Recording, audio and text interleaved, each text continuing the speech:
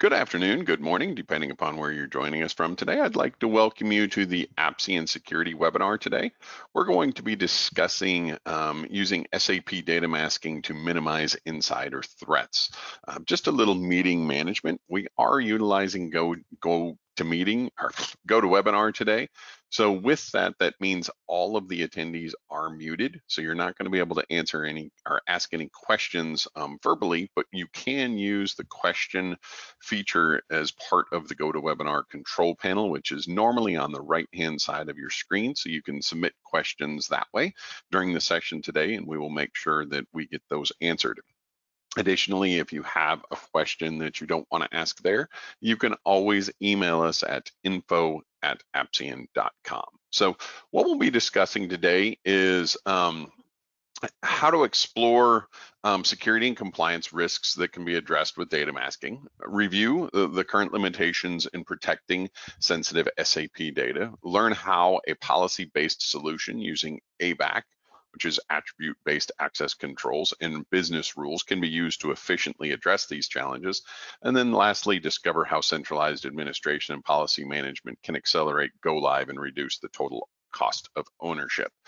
My name is Greg Wendt. I'm the Executive Director of the Security Solutions here at Appsian. I started with ERP systems back in the late 90s before the year 2000 push. So it just seems like I keep getting older and more experience in this particular area. So I'm also joined by Rajesh. He's our VP of SAP Engineering. So Rajesh, why don't you do a quick intro? Sure, Greg. Thank you. Hi, everyone. This is Rajesh Rangaratnam. I have over 23 years of experience developing SAP products and solutions. I head the product development for the SAP product suite here at Appsian. And I've been working on the ABAC space for the last 20 plus years, designing and developing GRC solution extensions. I'll jump in after the product overview to get us through the demo and share the solution with you. Thanks, Rajesh. And as Rajesh said, he'll be back to demo the solution a little bit later in the webinar. So with that, who we are, a little bit about Appsian Security and what we do in the market today. So we automate and streamline risk management within the SAP. So you can see we've got numerous different areas that we'll focus in: data security, user activity monitoring, GRC, IAM. We were founded in 2012. We do have over 300 plus customers worldwide, and we have ERP security solutions for SAP, which we're discussing today, Oracle, EBS, and PeopleSoft. When we talk about the solution today, I do want to point out up front that we are a SAP certified solution. So there are certain steps that you have to go through to actually reach that certification. A lot of it has to deal with, not causing any issues to the system, but there's also performance numbers that you have to hit in there as well. Typically sometimes comes up as a question as to one, if we're certified, and does this cause any performance challenges? So that's actually considered within the certified solution, just as an FYI. So we do have other solutions in other spaces as well, but as I said, today we're going to be focusing on SAP. So let's go ahead and jump in. And if we talk about what SAP contains, and we think about the amount of data, the sensitivity of that data, how all of the users are going to access it, ERP systems as a whole, and SAP is a great one at that. It really allows you to consolidate all of your transactions, all of your applications inside of a standard application set so that you can share data between all of these different transactions. So when you're thinking about who may see or access this particular information, it may be across hundreds of transactions utilized inside of multiple different SAP applications. And if we think about some of the applications, it could be HR, finance, supply chain, CRM, but they sit all within the same database. So all of that sensitive data can be referenced by multiple different applications, because it could be referenced from thousands of different fields of sensitive data. And really, when we think about your organization as a whole, your sensitive data is probably very different than anybody else's sensitive data. That's something that when you do data discovery and think about how you want people accessing certain parts of your data set, for example, supply chain, maybe it's a recipe that's very sensitive to your organization that you don't want people to see. Those are questions that we get all of the time. So, and that's really the main focus, is it's on your data. Granted, there's the privacy requirements that are need to be looked at today, whether that's because of the PII gets exposed. It could be GDPR, California Consumer Privacy Act, any of those types of situations. There's new privacy laws that have come on in different countries all over the world that kind of mimic the GDPR Act, but they all kind of have their own little spin on things. So data privacy requirements are going to continue to change and continue to become an issue that you're going to have to worry about. So that really touches on how the data is going to be used, how it's going to be processed, how you're going to audit that, who's making changes to it, what they're working with, who's seeing that data. Where has it been exposed? Has somebody accessed it that shouldn't have? Is there any sort of, cross-country access or information that shouldn't be shared? So data privacy is going to continue to be a challenge. And then there's also the user-centric threats. When we think about fraud and theft, for example, many of the ERP systems, that's the number one thing that they're looking at is fraud, to whether that happens to be, somebody internally who might be creating and paying a new vendor or a new invoice, or a new employee, for example. So there's a lot of theft in and around that. And then there's also the data exfiltration. I want to take information out of your system. So it could be from an espionage situation where it's another company. It could be a government. It could be all sorts of organizations that want to come in and see what you're doing, how you're building things, what type of, things you're utilizing in the production of your widgets, let's say, because you don't know what everybody's going to be utilizing or creating. So, that particular information is really specific to your organization, and you want to make sure that stays within your system and that it's not exposed outside of your system. So implicit data protection is really no longer enough. And if we think about implicit, what we're really defining there is the fact of, okay, well, a user is going to be accessing the system. We haven't explicitly said that they can't do X, Y, and Z, but when you're talking about implicit data protection, you're assuming that certain data is going to be protected because of the roles, the permission that this user is going to have within the system. And that's really where those traditional access controls stop at that transactional level. If we go back to sensitive information, for example, really has limited protection of data within the transaction. And what I say by that is, or what I mean by that is, as a user's working with a transaction, when you look at zero trust models, or implementing least privilege style access, you really want the user to only work with the information that they need at that particular point in time. So that's one of the reasons why we talk about data masking, because if you're not masking data, even within the normal transactions that they're working with, it's going to expose data even when it's unnecessary. Thinking about some of the different privacy laws, GDPR, one of the things you have to do is track everybody who views sensitive information. So, you could come in and be audited.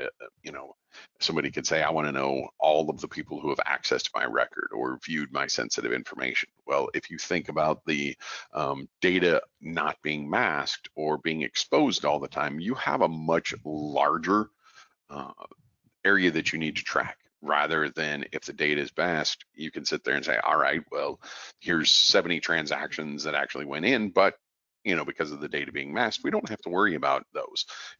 These are the users who have access to it. These are the users who access that information, those types of things. So it really does help, when you're masking data in that sort of situation.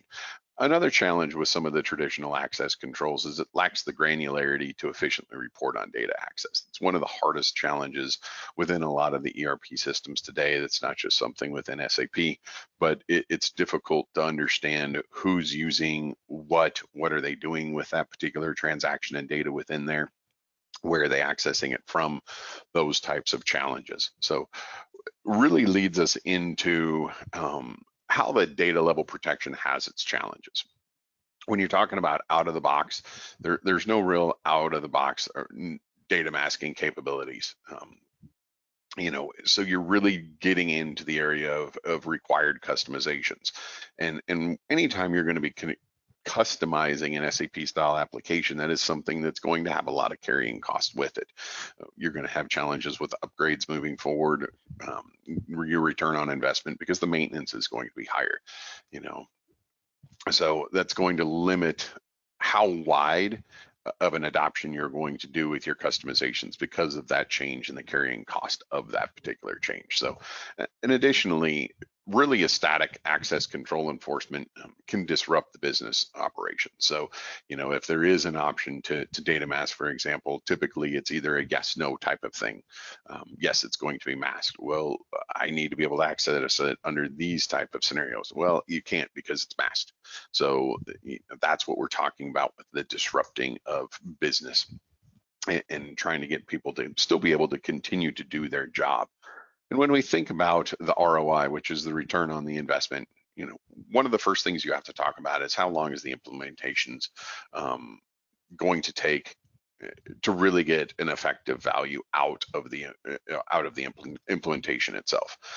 So how can I do something that secures my environment, that's not going to inject problems or challenges in for the end user, but it's going to secure my system in a way that makes us more effective and increases our return on investment, and doesn't slow us down from all of the different policies, maintenance, upgrades that we have to do to keep our software running in today's world. So that's one of the questions: is masking worth it if I'm working with ECC and I'm moving to S4?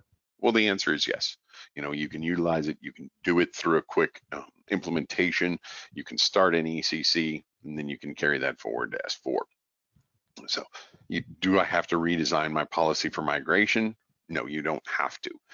Sometimes people, when they shift between, upgrades, changes like that, often not, they're doing it for being able to leverage additional ROI, whether that's different transactions, maybe it's to facilitate some self-service transactions, those types of scenarios. So, do I need to redesign everything? No, but if you're taking advantage of new functionality, it's going to be something that you want to think about it as well, with making sure that you've got coverage inside of those types of transactions as well. So when we talk about our approach here at Appsian, it is really a different approach on how we think about data masking, especially within the SAP environment. And what we do is we've got a security platform that's going to be installed within your SAP system. So it's going to allow us to extend the masking capabilities into SAP with fine-grained and contextual controls over enforcement. That says a lot of things. So when we think about, though, and we boil that up, so our security platform is going to allow you to implement additional controls without having to customize your SAP system. That's one of the easiest ways to say it. It's dynamic, so it's going to allow you to access the system multiple different ways, and depending upon how you're utilizing your SAP system, that dynamic protection can protect your sensitive data. One-to-many enforcement, from that particular perspective, you don't have to, build policies on every particular transaction where data is used, and it's also a native integration. I'm going to go into a little bit more of each one of those from an information perspective. So when I talk about dynamic, really it's a policy-based solution that's going to combine attributes, which I talked about earlier, with attribute-based access controls in business rules. So we're going to put those two things together. You can actually look at the triangle in the lower right of the slide here and see that what we're going to do is we've got a business rules policy engine that sits within the middle. And what we're going to do is we're going to take into context all of those different points. We're going to look at access content, where somebody's coming in. Are they on the network? Are they off the network? Is it a trusted, endpoint? Is this something that we have given that particular user? Those types of access. Are they on the VPN? Are they coming in from the internet? Are they sitting at their desk? And then we're also going to look at the user access. What type of user are they? The user type, their roles, attributes. And then we're also going to look at the data itself. So not only the user, but then the data and the transaction that they're working with is all going to come into the particular policy. So what we can do is then take in all of that context and apply it to how the user is going to be working with that data.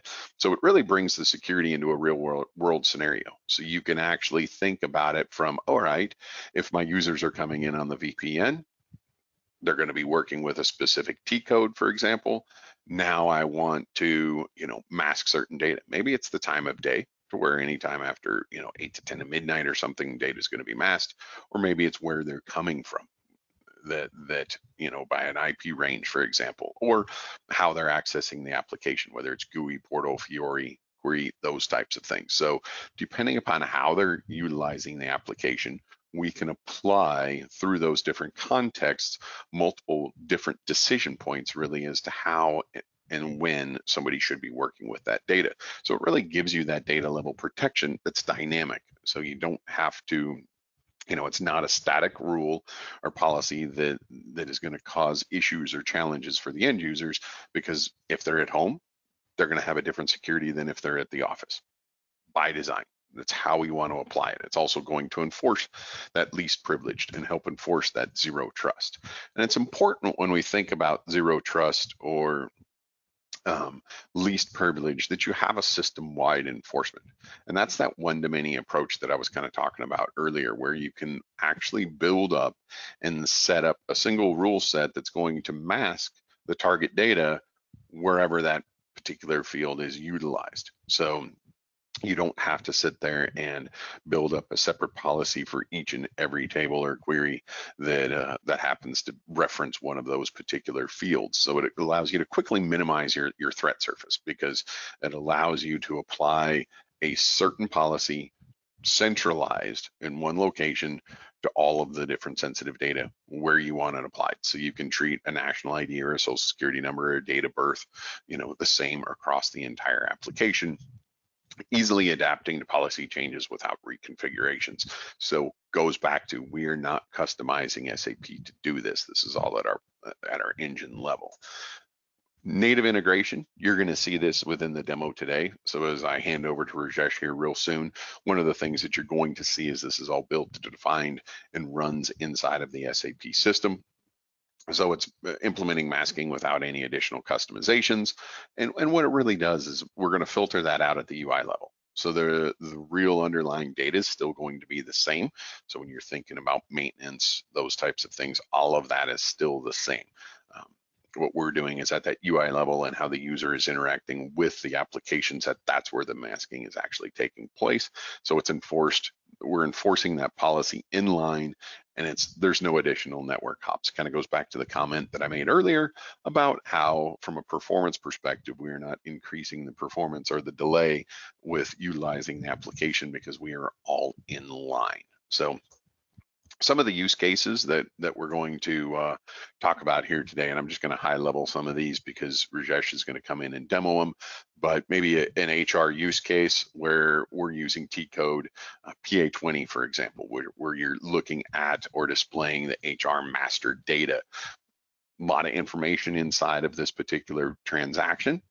If you're sitting at your desk in the office, it's going to be allowed. Coming in remote, we can mask certain fields depending upon your particular policies for your organization.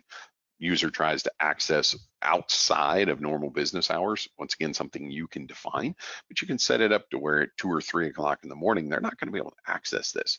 what's happening at 2 or 3 in the morning that a user would need to come in and access master data anyway at that point. So allows you to really implement and control your policies and procedures and make sure that they stand firm within the application itself. A little bit of a supply chain use case. This could be protecting pricing or sales order data dynamically. So once again, users in the office, they're going to be able to access everything, can see the price data. If they're remote, maybe they're at a client site, maybe they're on a remote location. When they log in, they're trying to access. At that particular point, let's hide certain sensitive information, and maybe price is different, for certain customers. Supply chain, obviously from different thresholds and things like that, often not price is sensitive because it often can change for each one of those.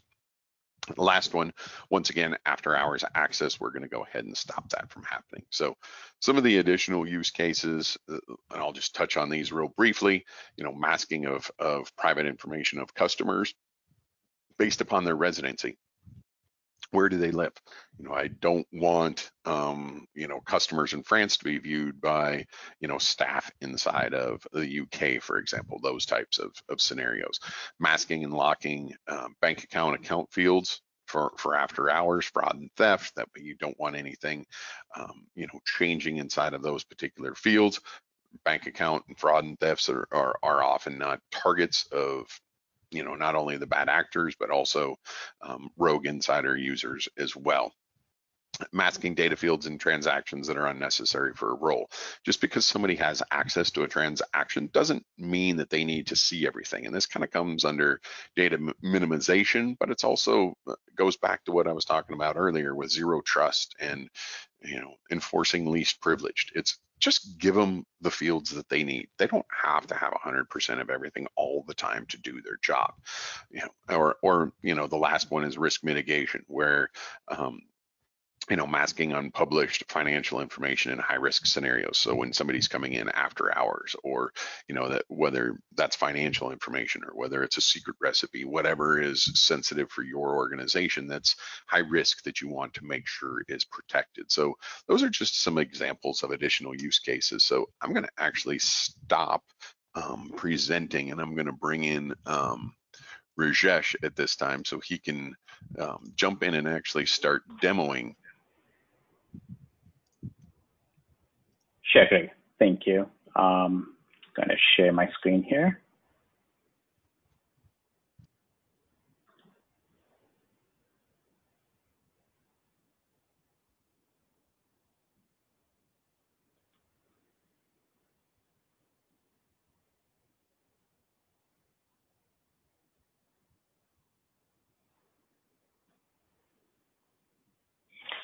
All right, I have the SAP screen shared.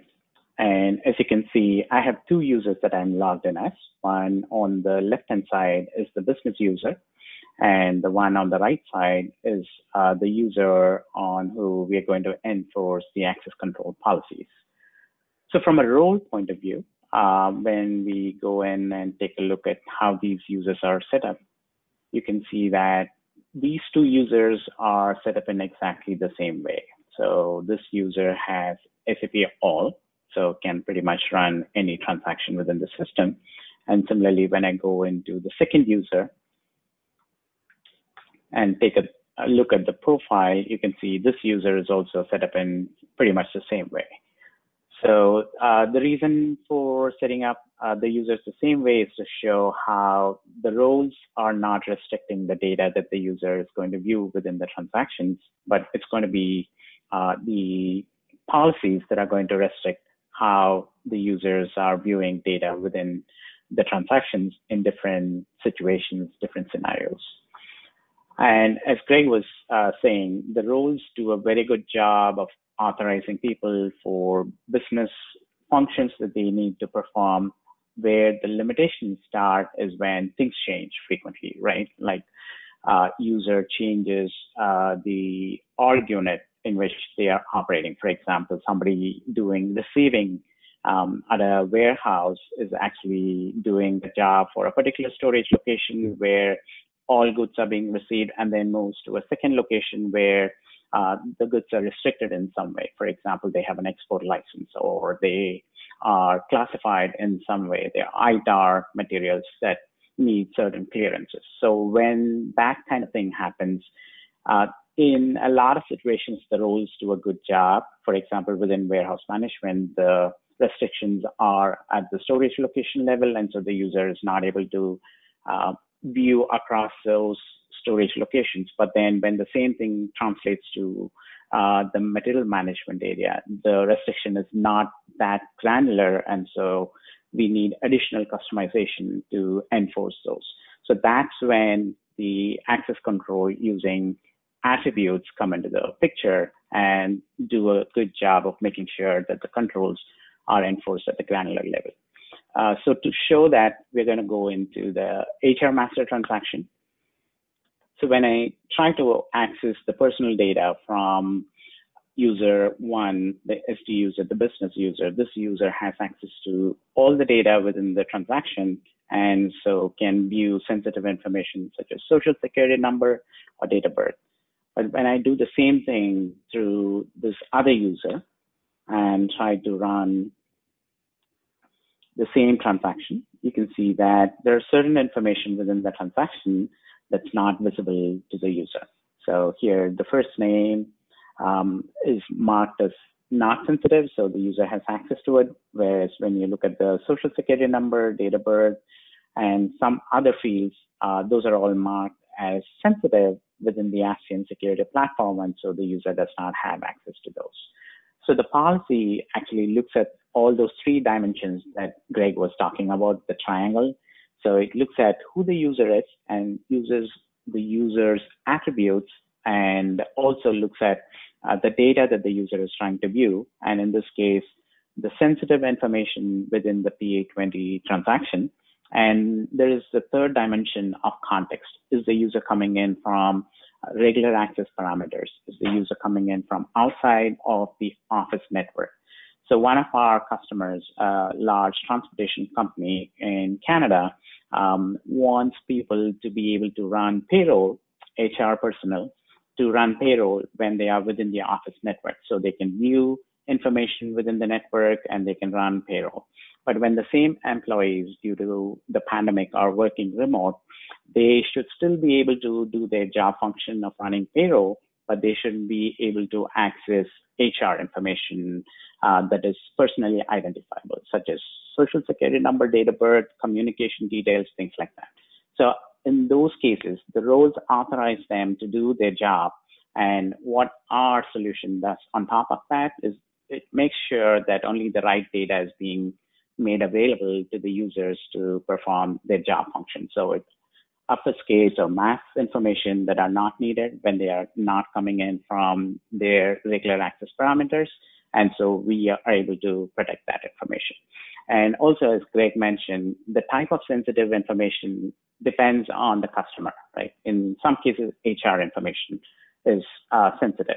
In other cases, one of our customers is a candy manufacturer, large candy manufacturer, and their sensitive information is around intellectual property. So one of the things they do is they stamp their logo on candies, and the way they do it is proprietary. So that information, the functional locations that have that proprietary information should not be accessed by users when they are coming in from outside the network, or even certain users within the company do not have access to that info. So that is sensitive information that we need to protect within those transactions. So when they try to go in to access bombs or trying to look at certain routing instructions, we are able to go in there and check where those users are coming in from and block that information for those users. And interestingly, some of the use cases that we have seen from customers, for example, one customer, it's a defense organization, and in their case, they were saying even transfer of mundane materials such as socks, right, is considered IP. The reason being, or sensitive information. The reason is that if we see that there are 100,000 pairs of socks being moved from one location to the other, even though the transfer itself is not sensitive, the volume of that data and the material that's involved shows that it's troop movement from one location to the other. So that's sensitive information. So depending on the customer itself, the sensitive information is all across the board. And we are able to go into each of those areas and make sure that the data is protected and only the right people have access to the right data at the right time. So the policy is actually looking at who the user is, what data are they trying to access, and where they're coming in from. So just to show that it's dynamic, what I'm going to do is I'm going to go into the policy and change one of the attributes. For example, one of the things that we're using here in the policy is the user coming in from certain blacklisted IP ranges? So if that's the case, then we want to block the user from viewing sensitive information. And in this case, this IP address range is the one the user is coming in from. So I'm going to exclude that from the blacklisted IP range, which means that the user is no longer coming in from a list of blacklisted IPs. And so now the user should have access to all the information. So when the user goes back into this transaction and tries to run the same transaction now, since the user is no longer within the blacklisted IP range, you can see now that the user has access to all the information. So just by the user switching VPN tunnels or coming in from a different location, the access parameters change, and so the attributes kick in, and we make sure that the user is accessing the data that they should be having access to. And similarly, if I just change it back and save that, the user immediately now will not have access to certain information. You can see here, even in the start screen, the user does not have access to the name. And when the user goes in, the user does not have access to certain information. So here, let's say we want even the first name to be considered as sensitive. So when I go back into the platform, I'm going to now add the first name to the list of sensitive fields.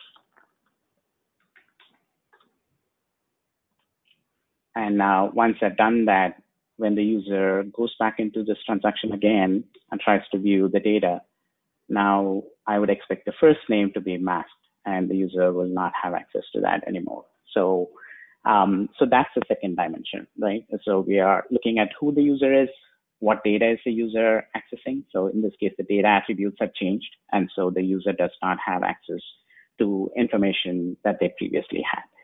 So that's how the policy looks at the various different attributes of the user, the data, and the context, and makes the access control decision, allowing the user to have access to the data. And as I said, the sensitive information is all across the board. So if we were to go into a different module or transaction, say a sales order, and try to view sensitive information or information within the sales order, we have configured certain information within the sales order as sensitive. And this is just an example. So there could be multiple items, and we might look at the customer to who we are shipping the goods, and we might want to mask certain information about the customer or the price or the discounts that are being offered to that particular customer.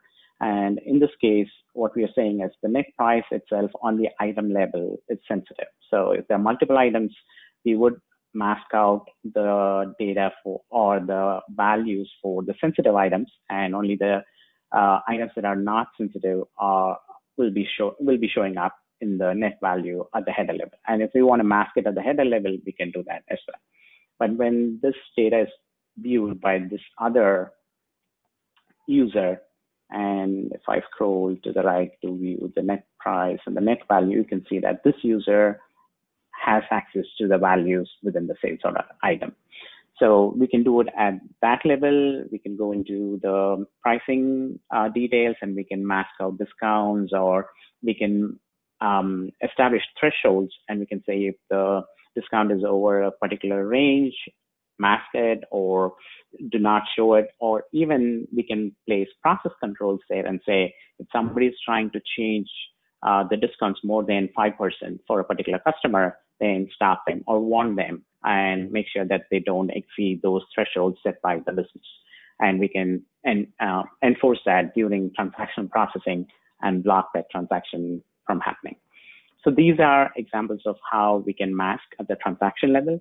We can also do it at the table browser level, right? If users are not going to use transactions to go and view data, and they go directly into table browsers, or they run a query within the system to view the information, then we can do the same kind of masking in those transactions as well. And we can make sure that we are able to block users from going into S11, S16, and viewing information from, say, VBAC or purchase order tables, and block that information as well.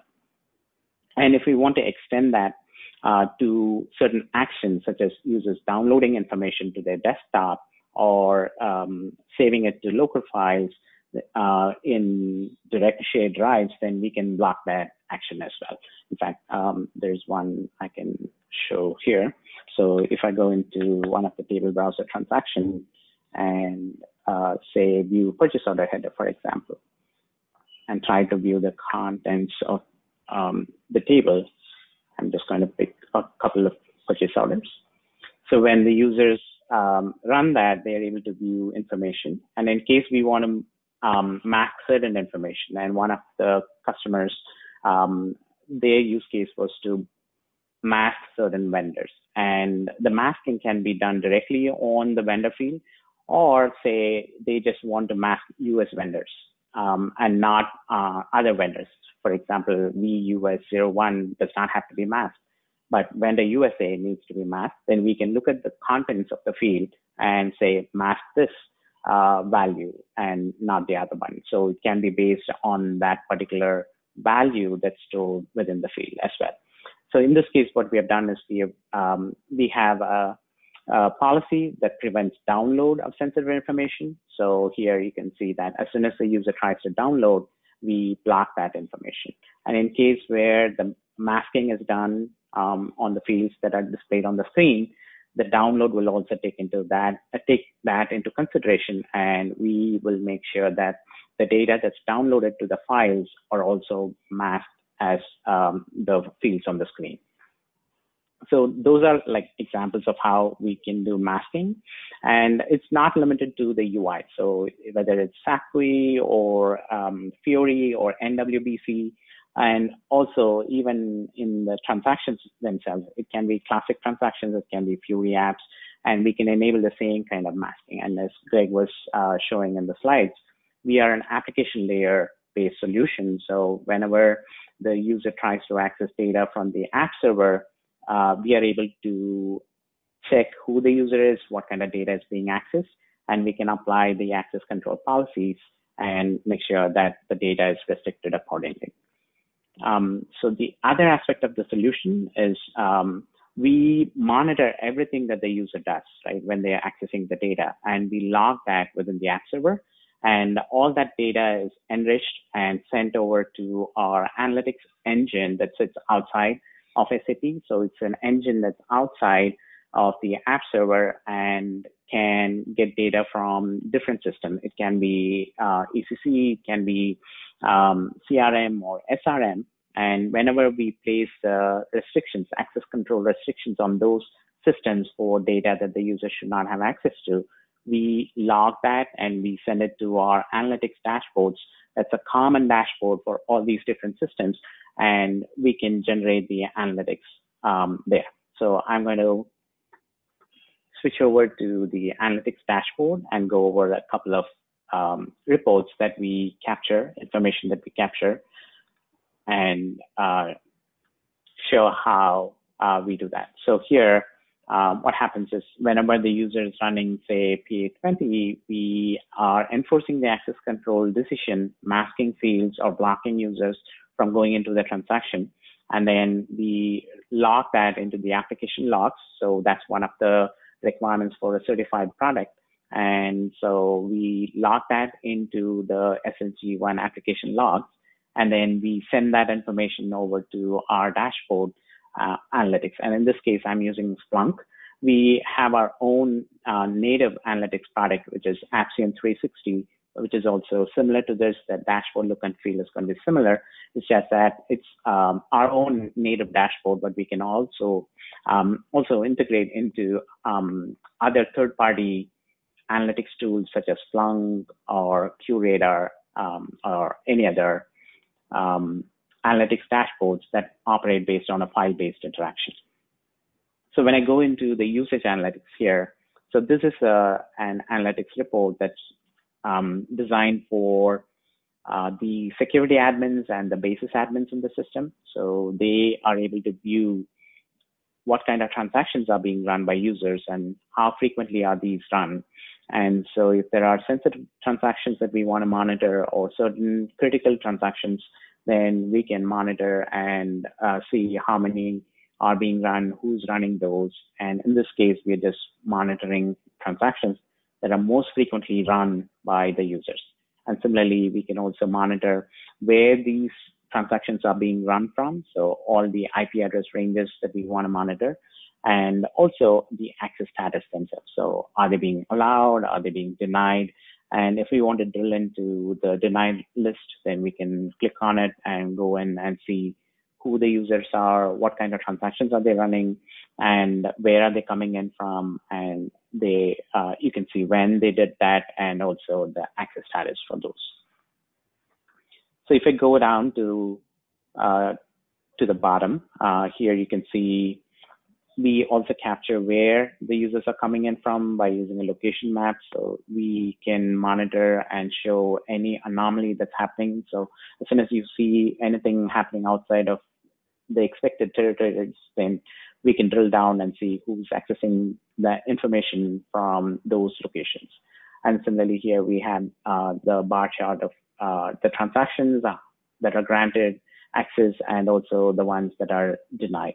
And if we want to monitor that by either transactions or by users, we can do that. And in case where we want to monitor certain contractors that are temporary within accessing data within the system, or even vendors that are accessing the system, we can monitor those and see what kind of data is being accessed by those.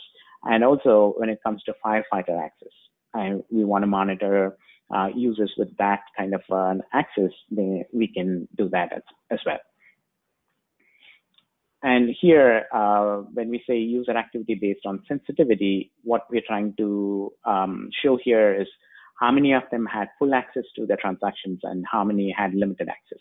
So what we mean by that is when users go into the transactions such as PA20 to view sensitive information, if they had full access, then they were able to view all the information within the transaction. And so that way we know this user viewed the data within the transaction, sensitive information included. So when we look at the limited access report, we know that the user went into PA20 but did not view sensitive information. So even though the user went into the transaction, they did not have a chance to view sensitive information. So PII or PCI or whatever is the regulatory compliance, ITAR can all be enforced using the policy, and we can make sure that certain users don't have access to it. And similarly, we can monitor by user groups or can look at trends. And if we see certain users within the same user group are accessing data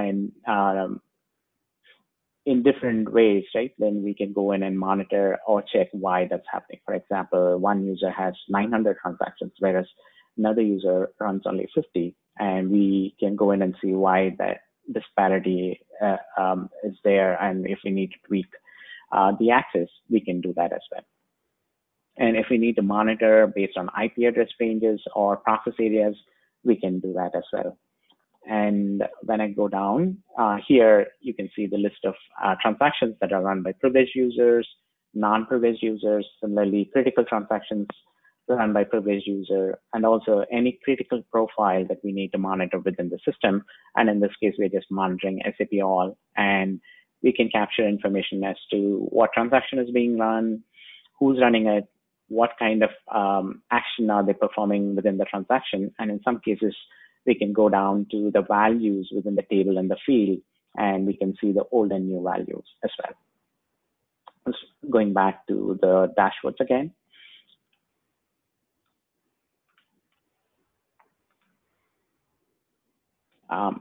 This time I'm going to go into the compliance risk dashboard, and this is obviously tailored towards the compliance folks within the company, also security analysts if they want to take a look at it.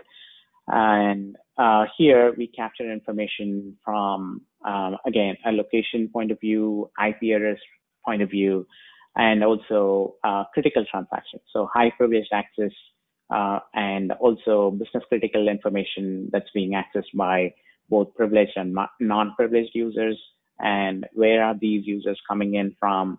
And also, when I go down, you can see that we also capture SOD information. So that's one of the things that we do. Since we are focused on masking, we probably didn't look at the use case. But when users are trying to run conflicting sets of transactions, and we want to monitor or prevent those from happening, for example, they are able to create a purchase order and they're trying to post goods receipt against the same purchase order. And if we want to monitor that, we can do that. We want to throw an error message or a warning message to the user, we can do that. If we just want to block the user from performing that activity, we can do that as well. And we've seen customers who would want to monitor that and record that, but still proceed with the transaction because they have these two users who are receiving goods and who are generating POs as well from the same location, and they want those users to be able to do that, and only those two users to be able to do that. So in those scenarios, we can make sure that only those two users are able to run those two conflicting sets of transactions. And we can also drill down to the org unit and say, for this particular plant, just allow these two users to be able to create a PO and also post goods receipt against the same PO. And anyone else would be blocked and stopped from doing that, even if the roles allow them to do that. So here you can see one of the things that we capture is not only the list of transactions that the user is running, in this case, ME21N to create a purchase order, and MIGO to post a goods receipt, excuse me. But we also go down to the document level. So that way, we have the actual violation that's going on within the system, and we know the exact purchase document and also the goods receipt document that the users posted.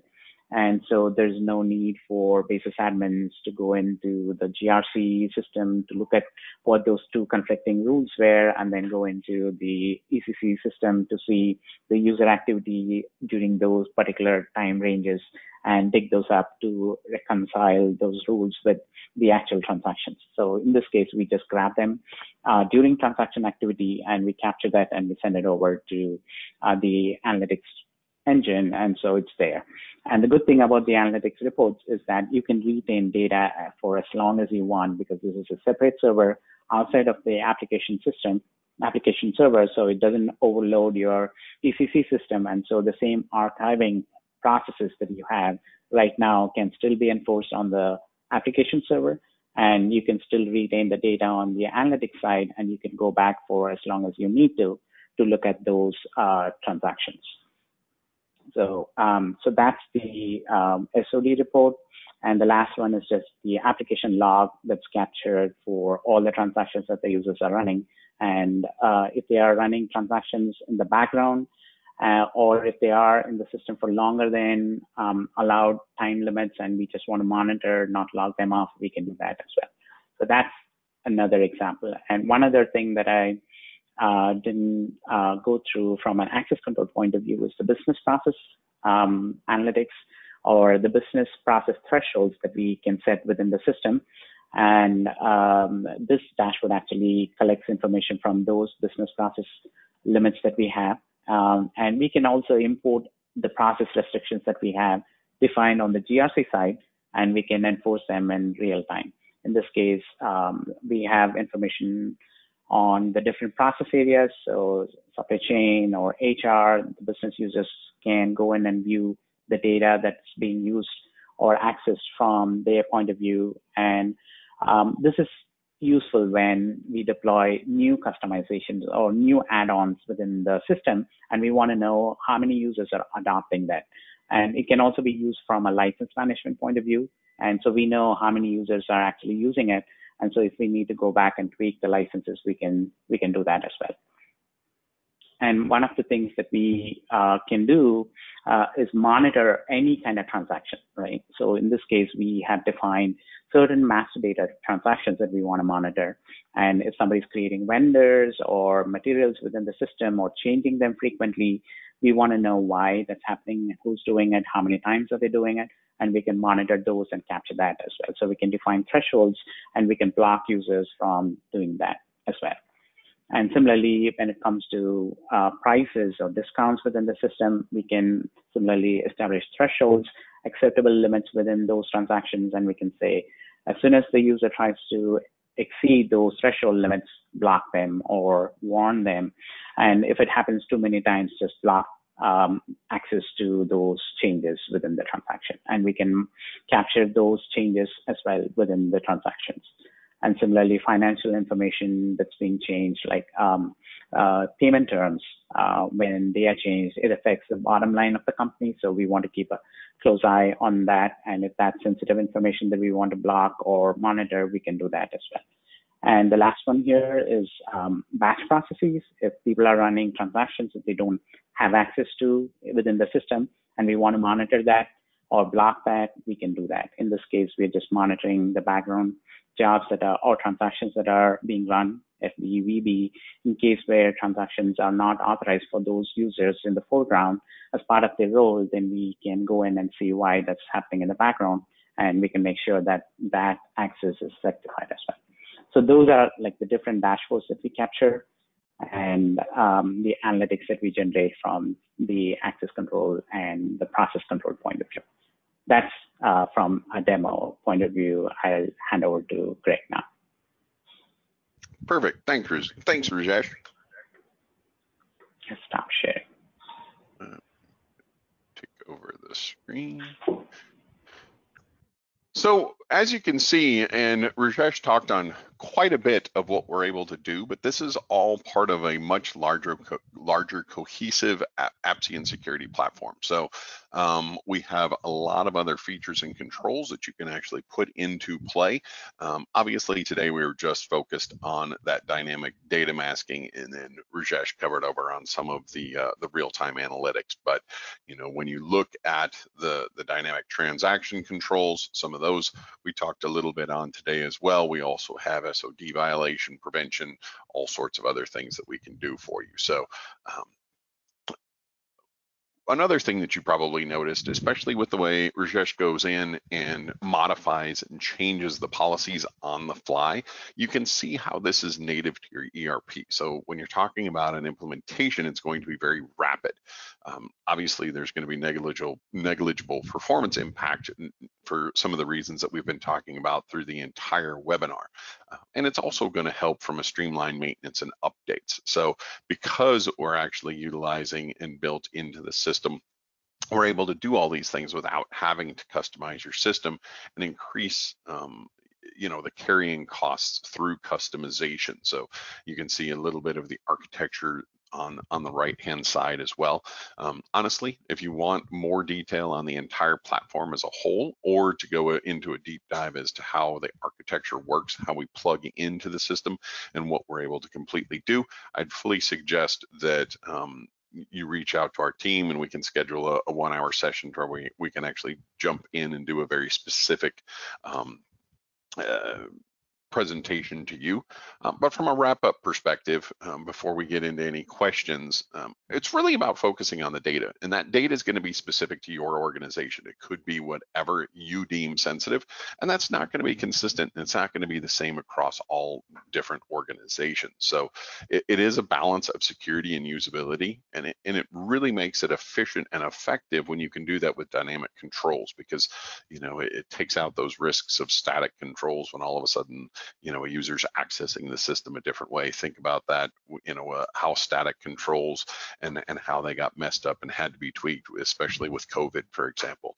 And it also can quickly reduce your threat surface with that one dominion approach. And that's ultimately the goal, is a rapid implementation, because that's going to give you a faster time to really turn on your investment. And it's also going to give you a faster time to secure your application. So that native implementation that we do accelerates that go live and really reduces that total cost of ownership. So I know we have a couple of minutes left, so I'm going to actually bring Ryan in just to see if there's any questions on the session here today. Ryan? Thanks, Greg. Thanks, Rajesh. We have a few questions here. I wanted to circle back on earlier in the demo, Rajesh, when you were showing some of the masked line items that were financial. You had the mask sections marked as 0.00.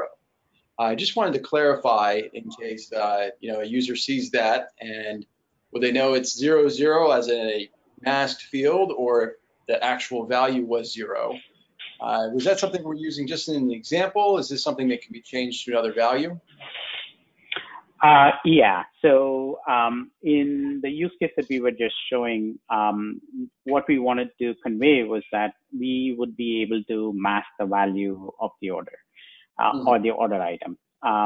But we have masking templates that we can use, and depending on how the customer wants the data to be displayed, we can either say 9999 or any other value that we need to superimpose on the field itself.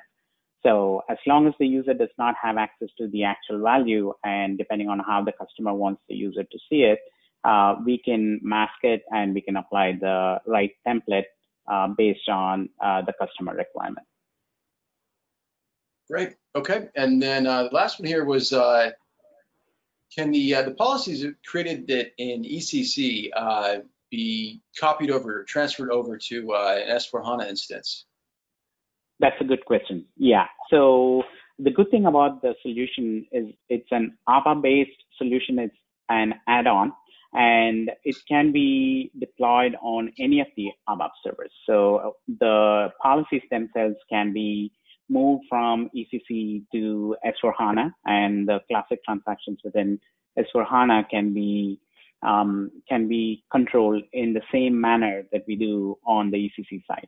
And similarly, we can add in the Fiori-based policies as well, and we can make sure that we are able to enforce the same kind of access control on the Fiori system as well. Great. All right. Thank you, Rajesh. And that's it on questions. All right, perfect. So to wrap up, if you do have any additional questions that you think of or want to send to us, you can email us at info@appsian.com at any time, and we'll be sure to get those answered for you. Outside of that, I'd like to thank you for your attendance on the webinar today. The team at Appsian here thanks you and look forward to seeing you on another webinar soon. Have a great rest of your day. Bye-bye.